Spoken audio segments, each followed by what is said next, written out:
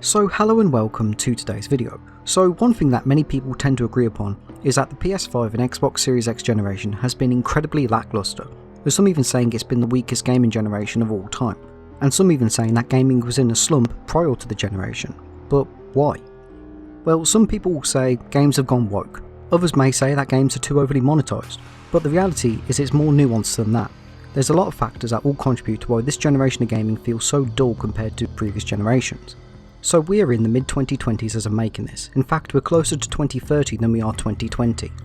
And a lot of developers seem to really struggle to let last generation go, and that has been holding the gaming industry back substantially. The PS4 and Xbox One launched in late 2013, and by 2015 the writing's on the wall that this cross-gen release schedule just couldn't continue. Plenty of games like Black Ops 3 for example were stripped down significantly. They lacked features, in fact entire modes that you didn't get on current gen versions.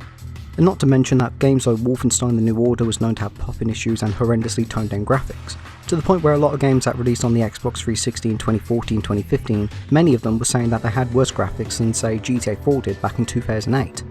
And a considerable amount of games needed to be installed to the hard drive instead of just pop and play like we usually did.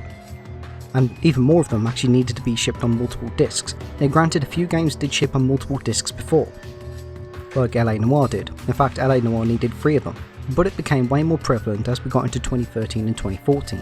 GTA 5, Assassin's Creed Black Flag, Call of Duty Advanced Warfare, you get the point. They all came shipped with multiple discs.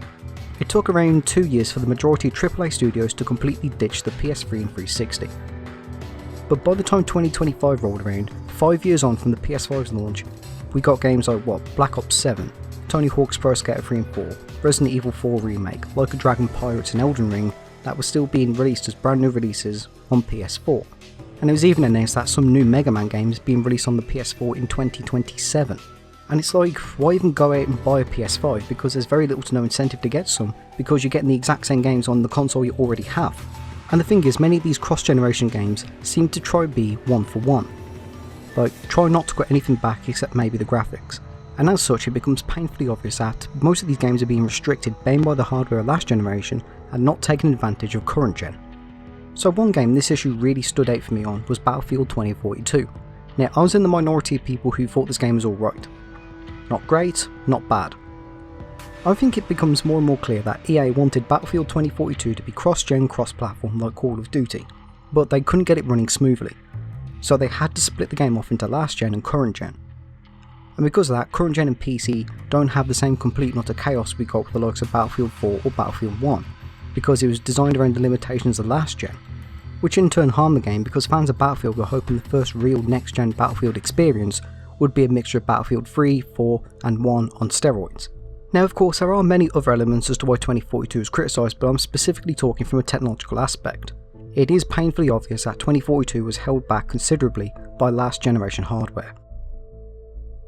Now the thing is, these kind of cross-gen, cross-platform releases have always been a thing. You can get Tony Hawk's Pro Skater 3 and 4 on the PS1. You can also get them on the PS2. But if you were to play both, technically all 4 of these games, you'd soon realise that these are not the same games at all. And I'm not just talking about graphic downgrades, but stuff like physics, the maps, the goals, they're all completely different. And it's clear that these versions of the game on the PS1 are specifically designed with the PS1 in mind, and they're not meant to be the same as the at the next time next generation versions. Were these done as cash grabs? Probably, but to me it shows some care really goes into the games when they purposely recreate these games for much weaker consoles. And it gives you a reason to go out and re-buy these games if you do upgrade consoles. Now my first experience with the Tony Hawk series was Pro Skater 4 on the Xbox, but if I had Pro Skater 4 on the PS1 and then I got a PS2, I'd be way more likely to want to re-buy Pro Skater 4 on PS2 because they're completely different games in nearly every single aspect. Whereas nowadays you look at games like say Cyberpunk, Hogwarts Legacy, GTA 5, Call of Duty, they're just one for one near enough. A couple of graphical differences mostly, but there's nothing to really entice you to go out and buy the PS5 version. And I'm kind of worried that we'll see this happening when the PS6 and Xbox Series Z or whatever gets here. Like we'll be seeing Fallout 6 releasing on PS5 and PS6. Now in my opinion there should be a transitional period for the first 3 years of a console's lifespan. where you get 2 different generation games, because games do take years to complete. And I imagine that a lot of games that came out in say 2014 or 2015 on the PS3 and 360 were probably already in development before the PS4 and Xbox One were even out. So it just makes sense to drop a version for both generations when the game releases. Now thankfully there does seem to be a shift. We've got games like GTA 6, Astro Bot, Doom the Dark Ages and even Resident Evil Requiem that are aimed at current gen only.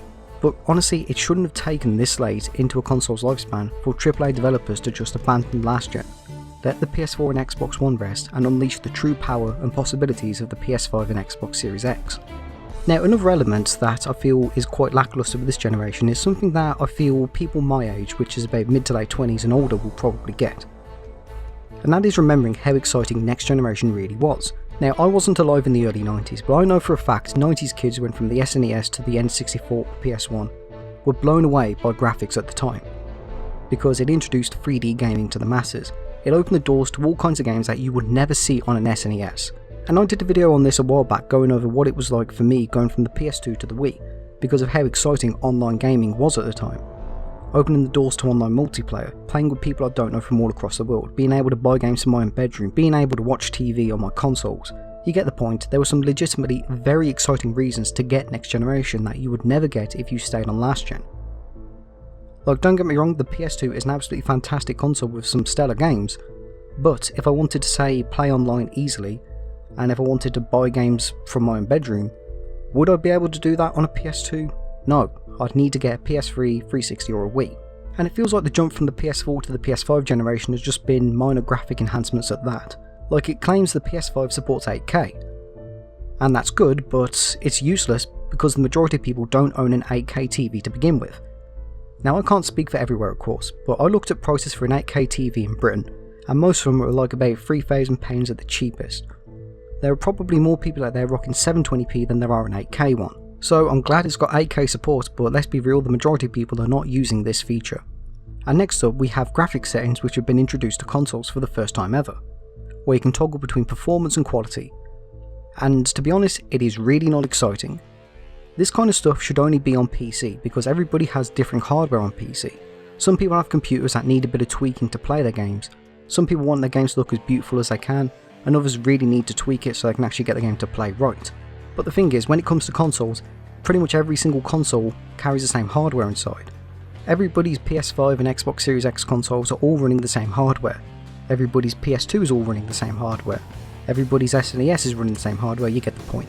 It just feels like they couldn't be bothered to optimise the games right to hit that sweet spot between maximum graphics and a steady solid frame rate. Another criticism I've seen with modern gaming being terrible is just how many games are released in a completely half-assed state. Now to be fair on this one, the majority of games I'm going to talk about here did release before the PS5 and Xbox Series X generation. So this kind of taps into what I said earlier about gaming being on a bit of a decline before this generation arrived. But there have been a massive influx of games over the past 10 years that have been shoved out the door as quickly as possible and end up becoming incredibly sloppy. Fallout 76, Battlefield 2042, Cyberpunk 2077, the GTA trilogy. One thing all these games have in common is they were infamous for being horrendously busted at launch. I'm not going to go over every issue these games had, go and look up videos of them because, trust me, the issues these games had were not light. But to sum it up, crashing, emptiness, graphical glitches, etc. And it always leads to a fan uproar. Games are not cheap. Well, AAA games aren't cheap anyway. Like here in Britain, they're starting to cost around 65 quid. I imagine it's the same in America. And for a lot of people, you can't just randomly throw 60 quid, $70 onto something. So it's completely understandable why people get angry at this. You spent a lot of money on these games, in some cases even more if you bought a deluxe edition or whatever, and the product's clearly not finished. Now due to the nature of updates, many of these games years down the line are in a much better shape and are actually good now. Like if you look at Cyberpunk's launch versus how it is today, you would think the day one release was a leaked development build from months before it was due out. But the thing is, many of these games get fixed years later. Keyword, years. And it shouldn't be like that. The game should be as close to finalised as possible when they're out. Now to be fair on this point, these kind of rushed out the door games are not just something new with this generation.